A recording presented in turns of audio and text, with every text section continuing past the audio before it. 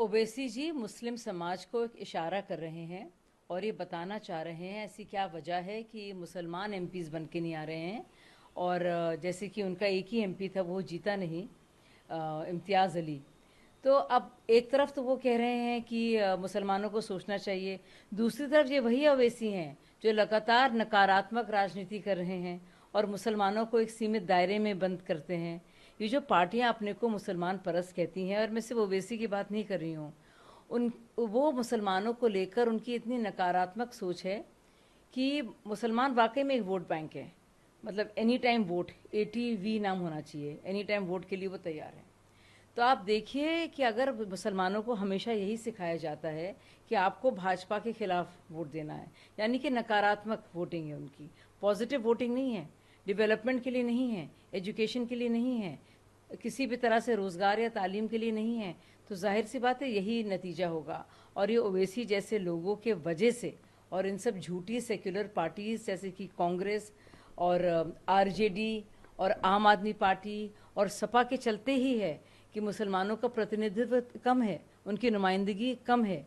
वो इसकी वजह ही यही है कि उनको सिर्फ एक नेगेटिव राजनीति में बिल्कुल मुलव्विस करके रखा गया है, उसी में है वो हैं। और वो अपने लिए नहीं सोच पा रहे हैं, बल्कि उनका काम बस हो गया है भाजपा को हराओ, अपनों को जिताओ नहीं, भाजपा को हराओ, उसका यही असर है।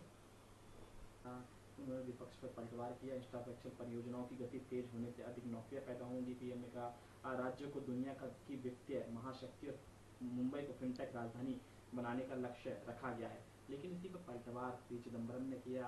उन्होंने कहा कि जो बजट है उससे अपेक्षा है लोगों की, प्रधानमंत्री को बेरोजगारी और मूल्य वृद्धि पर ध्यान देना चाहिए। उन्होंने ये भी कहा सरकारी आंकड़ों के अनुसार खुदरा जो मुद्रास्फीति है 5.1% है और हम ग्रामीण क्षेत्रों की बात करें तो वहाँ और ज़्यादा है। यदि बजट बेरोजगारी और मूल्य वृद्धि पर ध्यान देता है तो मैं इसे 100 में से 50 अंक दूंगा। देखिए, प्रधानमंत्री जी ने साफ कर दिया है कि जहाँ तक बेसिक इंफ्रास्ट्रक्चर बढ़ाने की बात है, हमारे हर एक बजट ने इस पर ध्यान दिया है। आप नौकरी बढ़ाने की बात करते हैं, नौकरियां कहाँ से आएंगी? अगर आप अपने बेसिक इंफ्रास्ट्रक्चर को, यानी कि बुनियादी ढांचे को बढ़ाने के लिए और उस तरह के काम और योजनाएं या परियोजनाएं लाएंगे, तभी तो नौकरियां बढ़ेंगी। और इसी के चलते प्रधानमंत्री जी ने ये बात कही है और महाराष्ट्र में कहा है कि इसको गति देने की ज़रूरत है, यानी कि ज़्यादा से ज़्यादा इंफ्रा पर ध्यान दिया जाए, लोगों को नौकरियां मिले, लोगों को रोज़गार मिले और हमारा इजाफा भी हो, हमारे इंफ्रास्ट्रक्चर में वो बेहतर भी हो। यही एक तरीका है इकॉनमी को पंप करने का और अपने बेरोज़गारी को कम करने का। लेकिन अगर आप देखेंगे कि RBI की जो रिपोर्ट आई है लेटेस्ट, उसमें आप देखेंगे कि पिछले 4-5 साल से 8 करोड़ नए रोजगार दिए गए हैं।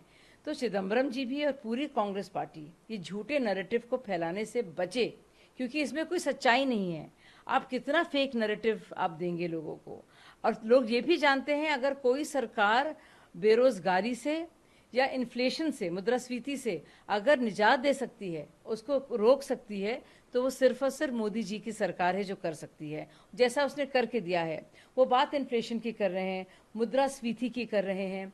अब आप पूरे सब देशों को देखिए और हमारे देश को देखिए, किस तरह से हमने कंटेन किया है। अगर आप 10 साल देखेंगे UPA को और 10 साल देखेंगे NDA को, तो सबसे कम औसत दर जो रहा है इन्फ्लेशन का, वो NDA के दौरान रहा है, बावजूद इसके कि हमने देखा है कि ग्लोबल सप्लाई चेन में कितनी दिक्कत आई रशिया यूक्रेन वॉर के चलते, कोविड के वजह से भी कितनी दिक्कतें आई। उस सब के बावजूद हमने इन्फ्लेशन को कंट्रोल करके रखा है, कंटेन करके रखा है।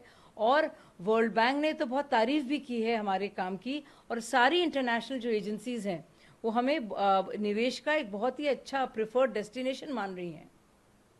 समाजवादी पार्टी के सांसद रामगोपाल यादव का भी बयान आया। उन्होंने कहा ऐसा लगता है कि बीजेपी के झूठ का बुलबुला फूट गया है, लोग उनकी चालों को समझ गए हैं। लोगों ने लोकसभा चुनाव समेत हर धार्मिक स्थल पर बीजेपी को हराया है। अयोध्या का जिक्र किया उन्होंने। सीतापुर, चित्रकूट, नासिक और रामेश्वर से लेकर भगवान राम से जुड़े हर स्थान पर बीजेपी को हार दी। देखिए, जहां हम हारे हैं और हमने जनता का जनादेश स्वीकार किया है। हमने ना तो झूठ बोला, ना कोई लाग लपेट की, ना किसी EVM को गलत कहा, ना EC को गलत कहा, ना किसी भी संवैधानिक संस्थान के बारे में बुरा भला कहा। हमने उसको माना है, उसकी जिम्मेदारी ली है पूरी तरह से। और ये विपक्षी सरकार है जो अभी तक मानने को तैयार नहीं है कि उनकी हार हुई है। अभी तक मानने को तैयार नहीं कि कांग्रेस की तीसरी सबसे बड़ी हार 40 सालों में हुई है। ये उनको अभी भी यकीन नहीं आ रहा है कि वो सच में हारे हुए हैं। तो अब ये बड़ी बड़ी बातें कर लें, बल्कि विपक्ष का सारा झूठ अब सामने आ रहा है। जिस तरह से उन्होंने संविधान को बदलने की बात कही, उसका झूठ सामने आ गया कि हम देख रहे हैं कि अब संविधान हत्या दिवस है, जो साफ तौर से बताता है हर एक इंसान को कि संविधान के हत्यारे दरअसल ये कांग्रेस पार्टी है। इसके साथ साथ जो खटाखट स्कीमों की बात की थी, उसकी भी असलियत सामने आ गई है। उन्हीं के लोग पूछ रहे हैं कि भाई आप तो कह रहे थे खटाखट पैसे मिलेंगे, तो ये बात आप हिमाचल में क्यों नहीं करके देख सकते? ये बात और जा रहे सारा स्टेट्स में जहाँ पे इनकी सरकारें हैं, वहाँ खटाखट स्कीमें लाएं। कौन रोक रहा है इनको? तेलंगाना में ला सकते हैं, हिमाचल में ला सकते हैं, लेकिन वहाँ लाने से बच रहे हैं। ऐसी क्या वजह है? तो आप समझिए कि ये इनका झूठ का, फेक नैरेटिव का बुलबुला असल में इनका फूटा है, और लोग समझ रहे हैं कि किस तरह से अलग अलग बातें कर कर, अलग अलग एक प्रोपागेंडा कर कर, जिसका कोई आधार नहीं था, वो इतनी सीटें जुड़ा पाए हैं। लेकिन तब भी मोदी जी हमारे प्राइम मिनिस्टर हैं, लोकसभा में बिल्कुल तय है कि कौन जीता है, और इतनी कम सीटों पर भी इतनी डींगे हाँकना अच्छा नहीं लगता है। जो सीटों पर जीत दर्ज की है, उनमें से एक पर 1000 वोटों का अंतर है, दूसरे पर भी लगभग इतना ही अंतर है। मैं प्रत्येक हाल में प्रत्येक व्यक्ति ही हाल में कांग्रेस का था। मैं मध्य प्रदेश की बात कर रहा हूँ। ये बात लोकसभा में भी साफ थी, लेकिन पीएम मोदी का दिल मानने को तैयार नहीं है। मैं बस यही कहना चाहता हूँ कि अब आपसे शासन समावेशी और जनहित के मुद्दों पर बात हो। सबसे बड़ा मुद्दा बेरोजगारी है। मनोज जी शायद ये बताने से कतरा रहे हैं कि जिन सीटों में गैर बीजेपी पार्टियों की जीत हुई है, उसमें अंतर क्या है। मंगलौर की सीट में 430 सीटों से हारा है भाजपा का प्रत्याशी, तो कम से कम वो औरों के बारे में बताते, क्योंकि औसतन यही 1000 और 300-400 से भाजपा वाले भी हारे हैं।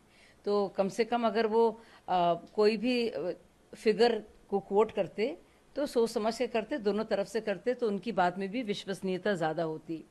जहाँ तक बात है बेरोजगारी की, आप देख रहे हैं बेसिक इंफ्रास्ट्रक्चर को लेकर, बुनियादी ढांचे को लेकर जो नई योजनाएं हैं उनको गति देने की बात की जा रही है।